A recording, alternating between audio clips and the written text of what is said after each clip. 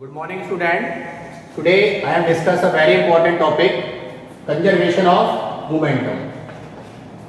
In which the previous classes we have discussed about the momentum. Momentum formula of the momentum is P equal to mb. So here conservation of momentum means conservation मतलब constant, does not change. Clear? Conservation of energy भी आपने पहले पढ़ चुके हैं आप. It cannot be created, cannot be destroyed, but it change one form to another form. So, if a two or more body collide to each other, then the total momentum of the system is conserved. It means in this condition behind that, if no external force act on it, अगर दो या दो से अधिक कोई body आपस में collide करती है तो उस होल सिस्टम का जो मोमेंटम होगा वो क्या होगा, कंजर्व होगा. अगर उस पर कोई भी एक्सटर्नल फोर्स एक्ट नहीं करता है तब. जैसा कि यहाँ पे suppose that here a body having a mass m1 moving with A velocity u1 having the momentum p1. Another body having the mass m2 moving with A velocity u2 momentum p2. Clear? This condition before the collision. After that they are collide to each other, then they move with different velocity but mass is same. You know very well. Suppose that एक car है एक truck है आपस में collide करती है, पहले कुछ और वेलोसिटी से मूव कर रही है, आपस में कोलाइड टकराने के बाद उनका मास कार ही कार रहेगी, ट्रक ट्रक रहेगा, but they are moving with a different velocity. After the collision first body moving with a velocity v1 and second is v2. So condition here, according to the definition, if two or more bodies collide to each other, then the momentum of the whole system will be conserved. मतलब दो system क्या होता है, individual कोई भी एक किसी एक चीज को हम सिस्टम नहीं बोल सकते हैं. सिस्टम में टू और मोर, एक से अधिक चीजें आती हैं, तो यहाँ पे हम इंडिविजुअल बॉडी का मोमेंटम जो है कंजर्व नहीं कर सकते. सपोज दैट ये पहली बॉडी है तो हमने बोल दिया p1 इज कांस्टेंट और कंजर्व, ऐसे नहीं बोल सकते हैं. हम क्या बोलेंगे, पूरे सिस्टम की बात करेंगे, होल सिस्टम. और सिस्टम में कोई भी जो चीजें होती हैं वो टू और मोर्स, इसका मतलब यहाँ पे ये आ गया. तो हम कह सकते हैं p1 plus p2 equal to constant.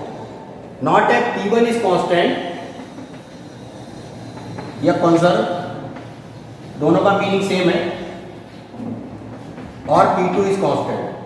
We can say that p1 plus p2 is constant before the collision and after the collision. So I am right here.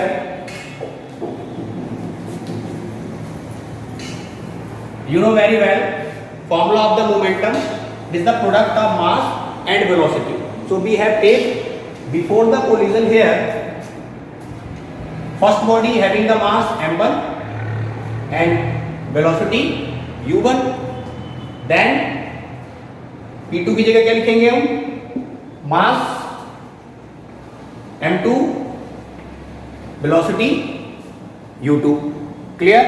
After that before after the collision भी हम पूरे system की बात करेंगे.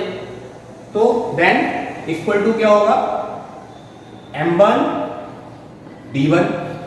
आप जानते हैं पहले से mass and velocity is momentum. Then m2 b2. यहाँ पे इसको बोल सकते हैं हम बिफोर द कोलिजन, इसको बोल सकते हैं after the collision. It is a very important formula. बहुत सारी न्यूमेरिकल प्रॉब्लम है इस फॉर्मूले पे बेस्ड. ठीक है? So right here, but this condition is very necessary.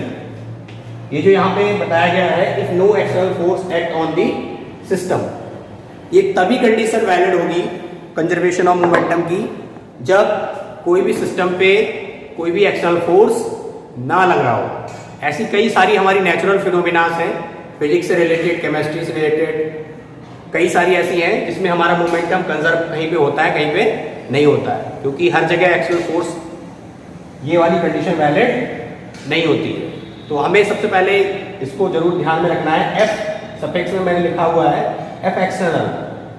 F मतलब फोर्स, पहले से जानते हैं एफ को, फोर्स को एफ से डिनोट करते हैं. और एक्शनल मैंने सफिक्स में लिख दिया है। तो कहने का मतलब इससे ये हो गया कि अगर किसी भी सिस्टम पे कोई भी एक्शनल फोर्स नहीं लग रहा है, जीरो है, कहने का मतलब उस कंडीशन में हमारा क्या होगा, मोमेंटम कंजर्व होगा। सो यहाँ पे हमने शो किया हुआ है before the collision, this is the before the collision here,